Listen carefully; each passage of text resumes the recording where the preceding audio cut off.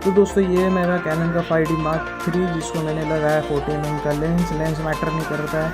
आज हम बात करेंगे फ़ोटो के मोड के बारे में। तो ये है हमारा वो डायलर जिसमें मैं बोल रहा था कि C1 C2 C3 यानी कस्टम 1 कस्टम 2 कस्टम 3 ये तीनों चीज़ें हैं। और उसी के साथ हमारे पास है manual mode, aperture priority, shutter priority और प्रोग्राम मोड।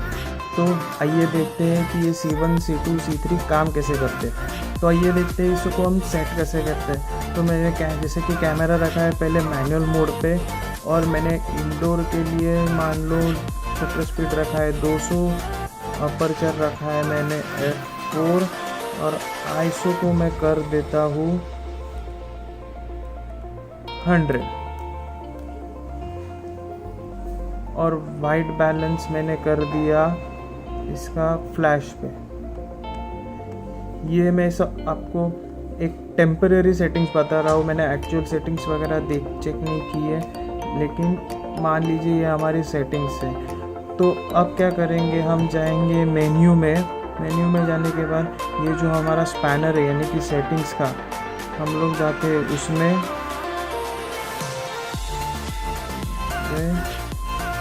और इसमें अब हमारे पास तो ये स्पैनर के अंदर एक चौथा ऑप्शन और एक है कस्टम शूटिंग मोड यानी कि हमारी C1 C2 शूटिंग मोड। तो उसमें हम लोग गए अंदर रजिस्टर सेटिंग यानी कि जो हमने अभी ये जो सेटिंग्स रखे हैं यहाँ पे ये हमें सेव करने हैं उसमें। अब हमें ऑप्शन बता रहे कि ये सेटिंग्स हमें C1 C2 या C3 किस में सेव करने हैं। तो हम लोग इसको सेव करते हैं C1 में। तो ये हो गए हमारे ऑप्शन सारे, देख लीजिए 200 400 ये सेटिंग हमारे C1 में सेट हो गए। तो अभी हम लोग सेट करते हैं हमारे कैमरे के सेटिंग्स आउटडोर्स के लिए। तो मान लो मैंने शटर स्पीड कर दिया मेरा 1/400, मैंने अपर्चर रखा उतना ही, आईसो में बढ़ा दिया मैंने थोड़ा सा 200 कर दिया, और वाइट बैलेंस मैंने मेरा कैमरा का चेंज कर दिया डे लाइट पे।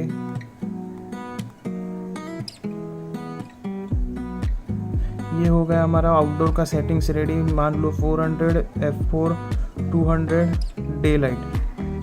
मैं फिर से गया मेन्यू में, सेम यहाँ पे स्पैनर में गया, last option custom shooting mode, register setting यानी कि उसको सेव करके रखना है C2, क्योंकि कस्टम 1 में हमने इंडोर के सेटिंग सेव करके रखे हैं। तो हम लोग जाएंगे अभी C2 पे, रजिस्टर सेटिंग ओके। ये हो गया हमारा कस्टम मोड 2 सेट। मान लो अभी तीसरा हम कर रहे हैं कैंडिड के लिए। तो कैंडिड के लिए हम लोग क्या करेंगे, हमें but obvious max shutter speed ज़्यादा चाहिए, डेप्थ का इफेक्ट मिलने के लिए हम लोग करेंगे अपर्चर चेंज, लो लाइट यानी कि अवेलेबल लाइट पे हम लोग मोस्टली शूट करेंगे। तो आईसो रखते हैं 800 और मैंने वाइट बैलेंस कर दिया ऑटो पे इसके लिए। तो ये है मेरी सेटिंग्स मान लो कैंडिड के लिए। तो मैं फिर से गया मेन्यू में, custom mode shoot, register, custom mode 3 okay. तो ये हो गए मेरे कैमरे के तीनों मोड सेट। ज़रूरी नहीं है तीनों आपको एक साथ करने, आप एक कर सकते हैं, दो कर सकते हैं, या फिर तीनों कर सकते हैं जैसे मैंने करके दिखा। तो अभी ये मेरा कैमरा है मैनुअल मोड में। तो जैसे ही मैं इसको C1 मोड में चेंज करता हूँ तो आप देख सकते हैं ये मेरे इंडोर के सेटिंग्स आ गए। ये देखिए यहाँ पे लिखा है C1 1/200 400।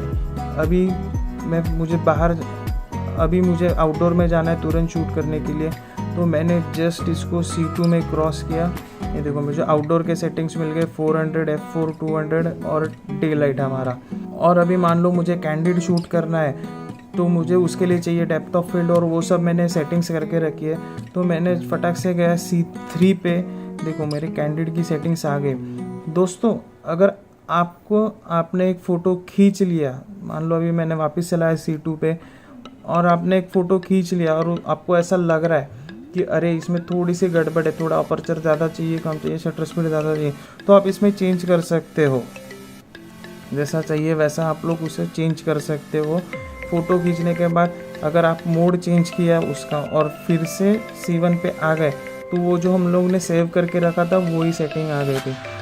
अगर आपको ये फैसिलिटी नहीं चाहिए, यानी कि मैंने C1 मोड में रख के जो लास्ट में जो सेटिंग रखा था, अगर उसी सेटिंग पे मुझे शूट करना है, मेरा रजिस्टर सेटिंग बार बार मतलब जो मैंने सेव करके रखा है वो बार बार चेंज होता जाए, तो उसके लिए मेन्यू में कस्टम मोड सेटिंग्स में एक दिया है ऑटो अपडेट।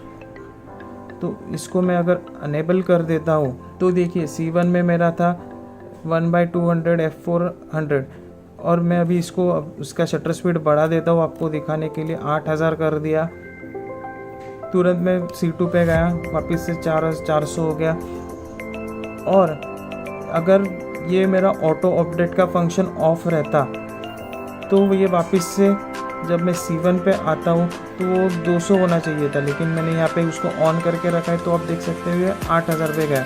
तो ऐसा ये ऑटोमेटिकली C1, C2, C3 जो चाहिए हम चेंज करते जाएंगे, तो ये उसमें स्टोर करते जाएगा रिसेंट वैल्यूज, यानी कि जो रिसेंट वो मोड में सेटिंग आपके रहेंगे वो आपको दिखाएगा। अगर आपको चलो अभी C1, C2 ये हो गया, अगर आपको ये सेटिंग्स क्लियर करने, यानी कि जो हम लोग ने सेटिंग करके रखे इसको आपको डिलीट करना है ये सेटिंग को, तो उसी मोड में जाएंगे हम लोग।